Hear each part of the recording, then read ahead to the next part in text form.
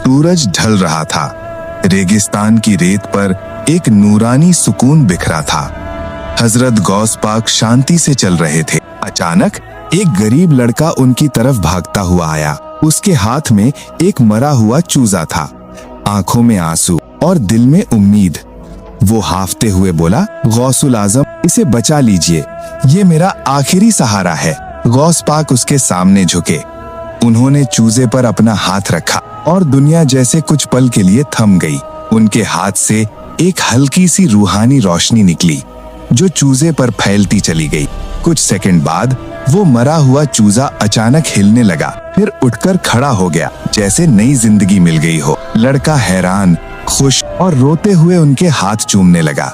इसी बीच पीछे से कुछ लोग भी इकट्ठा हो गए। सबकी आंखों में ताज्जुब और दिलों में यकीन का उजाला। गौस पाक ने मुस्कुराकर कहा, बेटा, जिंदगी देने वाला सिर्फ अल्लाह है, मैं तो बस उसका वसीला हूँ।